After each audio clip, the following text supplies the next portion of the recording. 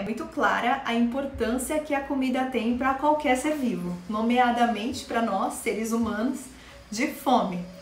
E que nada mais é do que a sensação fisiológica pela qual o nosso corpo percebe que precisa de alimentos para manter as atividades. No entanto, por conta de um fenômeno chamado socialização, a comida ela adquiriu um significado para nós que vai muito além do fisiológico, aonde o desejo de comer ele surge mesmo com a ausência destas necessidades nutricionais e energéticas do nosso corpo. E é nesse sentido que o conceito de fome emocional surgiu, para expressar a vontade de comer em função de um estado emocional de cada pessoa.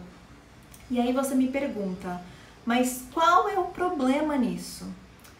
Bom, o problema ele surge quando o hábito de comer de forma emotiva ele deixa de ser um consumo saudável para resultar, como por exemplo, em um ganho de peso excessivo, que por sua vez é influenciado aí por alguns fatores, sendo eles biológicos e ou psicológicos, que podem também levar o indivíduo à ingestão compulsiva desses alimentos. E além disso, sabemos que nutrientes presentes em alguns alimentos, como por exemplo no chocolate, assim como em alguns fármacos que são eficazes no tratamento da depressão, eles estimulam a produção e a liberação de neurotransmissores, que são os mensageiros químicos que transmitem impulsos nervosos para o nosso cérebro e são responsáveis por algumas sensações, como por exemplo a sensação de bem-estar, sensação de prazer, e com isso a gente compensa os sentimentos negativos com o poder desses determinados alimentos, ou então com uma ingestão grande deles. E aí normalmente são alimentos que são ricos em açúcar, gordurosos e portanto eles são mais calóricos também, né? E aí, sendo assim, come-se exageradamente na tentativa de saciar esta fome emocional. E a gente cria um padrão emocional de alimentação que passa a acontecer de forma muito automática, com ou sem a presença da fome, né, fisiológica.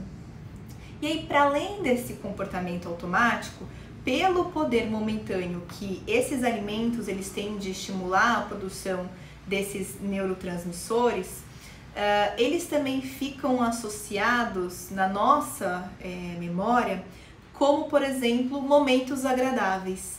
E aí faz com que a gente volte a desejar esses momentos, né? Voltando a comer aquilo como um meio de voltar a experienciar esses sentimentos positivos.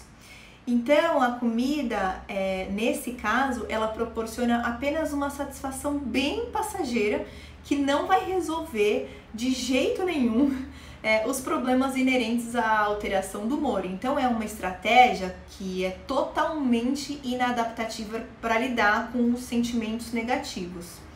E aí, o que acontece? Essa situação, ela agrava-se mais ainda quando o aumento de peso acontece e que traz sentimentos ali de baixa autoestima, de desvalorização pessoal e principalmente de culpa por ter comido exageradamente. Então esses sentimentos, eles também podem aumentar ainda mais a fome emocional, criando um ciclo muito vicioso entre a ingestão compulsiva de alimentos e os sentimentos negativos. Então, esse também é um comportamento bem semelhante a situações de dependência ou de abuso de substâncias. E aí, depois de tudo isso que eu tô falando aqui, vocês me perguntam, ok, né? E como solucionar essa questão? Bom, solucionar essa questão utilizando técnicas de modificação comportamental. Assim, quando as emoções comandam a fome, é preciso entender e aprender a distinguir entre o que é que a gente está sentindo, é a fome física ou é a fome emocional, e identificar o que está desencadeando isso. Além disso, a gente também trabalha muito com a desconexão entre emoção e comida, E isso exige uma aprendizagem ali de algumas estratégias adaptativas, por exemplo, de resolução de problemas, estratégias para lidar com as emoções negativas e a promoção da autoestima, diminuindo assim essa sensação de fome emocional. E é por isso que nós psicólogos estamos aqui, né? Justamente para ajudar nesse processo que é difícil de ressignificar a comida.